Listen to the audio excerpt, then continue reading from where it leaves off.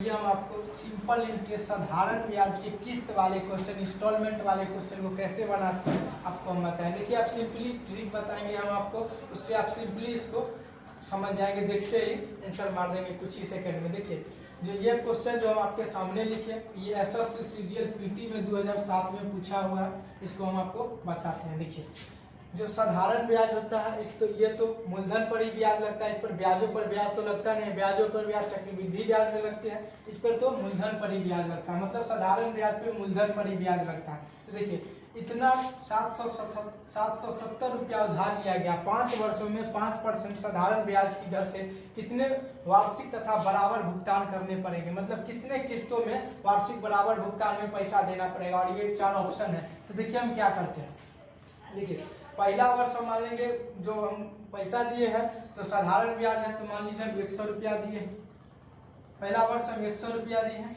अब देखिए 5 वर्षों के लिए कर रहा है, दूसरा वर्ष 5% रेट है, दूसरा साल हो जाएगा 105 रुपया हो गया।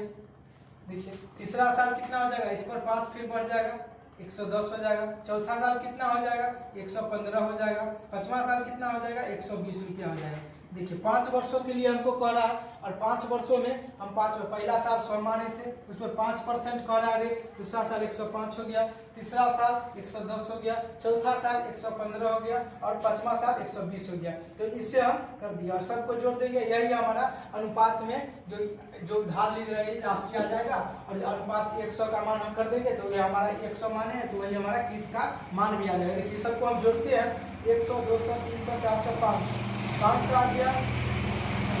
इधर देखते हैं 20 और 15 35 10 45 और 20 35 10 45 10 50 हो गया, 550 रुपया अनुपात में आ गया।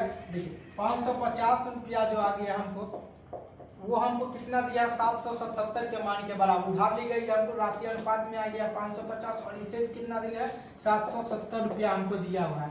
और 7 से इसको हम लिखेंगे, तो जब हम किस्त का मान निकालेंगे तो किस्त का मान कैसे निकालेंगे, 770 बट्टा आ गया 550 और गुने यहाँ 100 आ जाएगा, यहाँ काट देंगे हम, वही हमारे एक किस्त का एक अनुमान आया। देखिए 0 से 0 11 से काट के 5 मतलब 11 से 7 कट जाएगा, 5 से 20 आ जाएगा, तो 20 सत्ते 140 रुपया।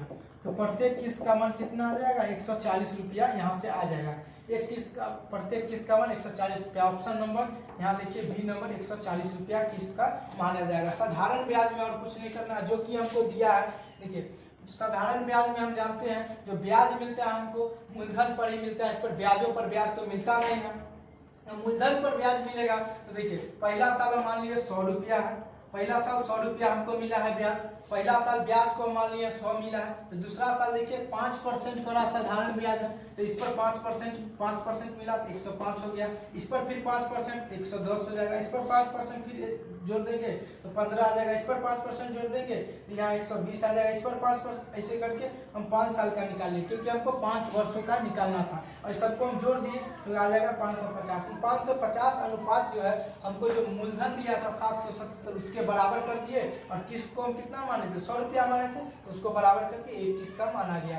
ये क्वेश्चन हमको पूछा हुआ था। चलिए हम नेक्स्ट क्वेश्चन आपको फिर से बताइए। ये क्वेश्चन एसएससीजीएल मेंस 2010 में पूछा हुआ है, आप चेक कर सकते हैं जाके। दूसरा क्वेश्चन है साधारण ब्याज का इंस्टॉलमेंट का, पहला क्वेश्चन आपको हम बताए थे, उसी तरह से दूसरा करना है। देखिए मूलधन हमको दे रखा है 6450 रुपया की धनराशि को 5% जो रेट दे रहा है 5% साधारण ब्याज की दर से 4 वार्षिक किस्तों में, कितने किस्तों में 4 वार्षिक किस्तों में चुकाया जाता है। तो प्रत्येक किस्त की राशि पूछ रहा है, प्रत्येक किस्त की राशि हमको ये 4 ऑप्शन ABCD दिया है, इसमें से हमको अब बताना है। देखिए कैसे हम बताए थे आपको, देखिए जो इस पर तो साधारण ब्याज में तो मूलधन पर ही ब्याज मिलता है, ब्याजों पर तो ब्याज मिलता नहीं है। तो देखिए हम एक किस्त का मान लेते हैं, पहला किस्त पहला साल में 100 रुपया मिला, देखिए, और दूसरा साल में 5% साधारण ब्याज की दर से दूसरा साल 105 हो जाएगा, तीसरा साल इससे फिर 5 ज़्यादा हो जाएगा 110 हो जाएगा, चौथा साल 115 हो जाएगा। देखिए 4 बराबर वार्षिक किस्त करा, देखिए 4 बराबर हो गया, किस्तों में हो गया 4 किस्तों में, अब सबको जोड़ लेंगे जितना आएगा वही अनुपात में हमारा जो मूलधन आ जाएगा, और किस्त जब मान आएगा तो अनुपात हम 100 माने एक किस्त का। देखिए जोड़ लिए तो 400 15 10 25, देखिए 430 हो गया, ये 430। अब देखिए इधर जो आ गया मूलधन का हमको मान आ गया अनुपात में 430, देखिए तो 430 का जो मान आ गया वो किसके बराबर हो गया 6450 के बराबर हो गया।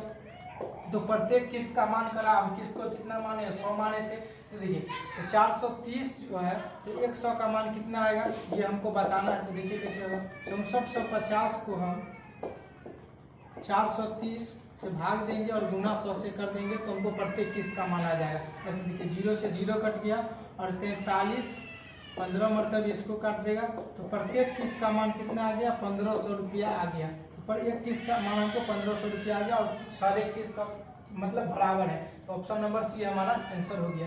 ऑप्शन नंबर सी देखिए हम किस्त को कितना माने 100 माने थे, 4 बराबर किस्तों में कर रहा, रेट कितना दिया 5% दिया था। तो एक किस्त पहला किस्त में 105 हो जाएगा, दूसरा में 110 हो जाएगा और मतलब पहला में 100, दूसरा में 105, तीसरा में 110 और चौथा में 115। सबको हम जोड़ लिया, यही हमारा मूलधन के बराबर आ जाएगा। इसको हम जोड़ के कर दिए, मूलधन के बराबर मूलधन 6450 था तो 100 मतलब किस्त का मान हम कितना माने थे 100 माने थे, वही किस्त का मान यहाँ डाल दिया 6450 बट्टा 430 कर लिए गुने 100, हमको किस्त का मान आ गया 1500 रुपया। Option number C. देखिए हम नेक्स्ट क्वेश्चन आपको बताते हैं, वो भी एग्जाम में। देखिए अगला क्वेश्चन देखिए इसी का है, तीसरा क्वेश्चन है। देखिए एसएससी एमटीएस 2012 में क्वेश्चन पूछा हुआ है। देखिए 448 रुपया है जो मूलधन है और रेट है जो 4% है। साधारण ब्याज की दर से 4 वार्षिक किस्तों में चुकाना, 4 वार्षिक किस्तों में चुकाया जाता है। तो प्रत्येक किस्त का राशि पूछ रहा है और 4 ऑप्शन दिया है। तो हम कैसे करेंगे इसको आपको बता। देखिए तो हम क्या बोले थे आपको, किस्त को हमको 100 मान लेना है, किस्त को कितना मान लेना है, किस्त को हम 100 मान लेते हैं। तो देखिए 4% की रेट से कर रहा है।